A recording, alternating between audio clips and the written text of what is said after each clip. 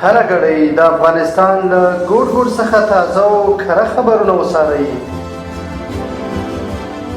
له امنیتي او سیاسي بدلون نیولې تر ټولنیزو، کلتوري او اقتصادي مسایلو پورې موږ یې بې پرې او متوازن تر تاسو رسوو. هره ګړۍ له کندوز راډیو څخه.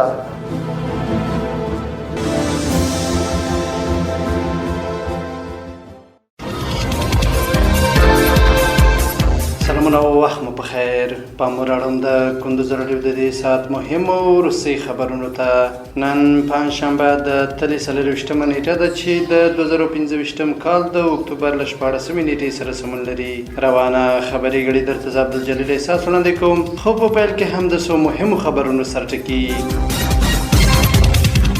د کندوز ولایت په ایمان صاحب ولسوالۍ کې د سړک په سر د کتابونو نندارتون جوړ شو. له ایران او پاکستان 3600 افغان کډوالې کورنۍ بیرته خپل هیواد ته راستنې شوې. د صنعت او سوداګرۍ وزیر په چین کې د پانګونې او ټکنالوژۍ پر پراختیا ټینګار کړی.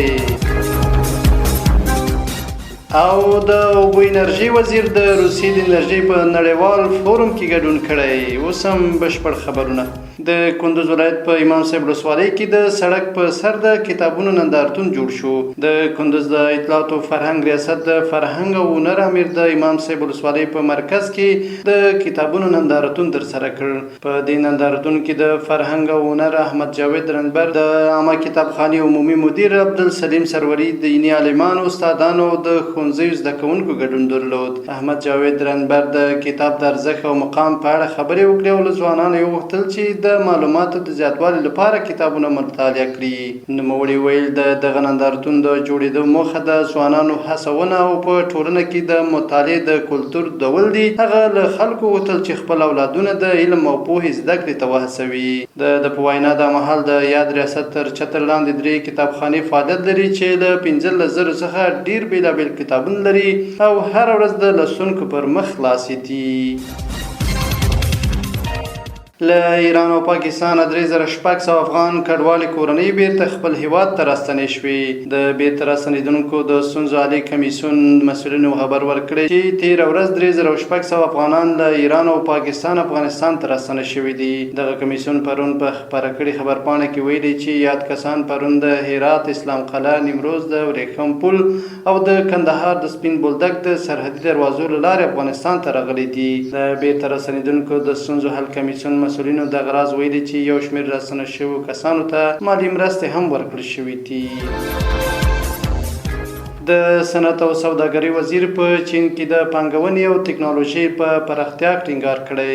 د صنعت او سوداګرۍ په یو خبرپاڼه کې ویلي چې دغه وزارت وزیر نورالدین عزیزي چین ته د خپل سفر په ترڅ کې د یاد هیواد له صنایعو او بنسټیزو پروژو لیدنه کړې او د پانګونې پر جذب افغانستان ته د ټکنالوژۍ پر واردولو ټینګار کړی دی. د صنعت او سوداګرۍ وزارت د معلوماتو له مخې دغه لیدنه پر پرمختللو صنعتي تجربو څخه د ګټې اخیستنې، د ټکنالوژۍ لاسته راوړنو، د لیدنې په افغانستان کې د پانګونې فرصتونه د معرفي کولو او د افغانستان او چین ترمنځ د دوه اړخیزو اقتصادي همکاریو د پراختیا په موخه ترسره شوې ده.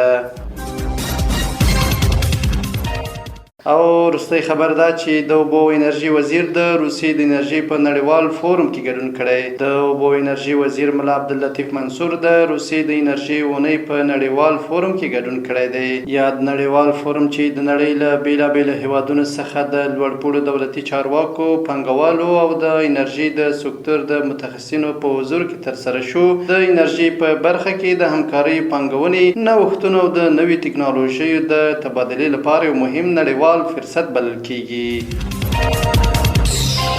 دا د دې مهال مهم او روسي خبرونه تر بیا که وختونه لوی الله او ملشه.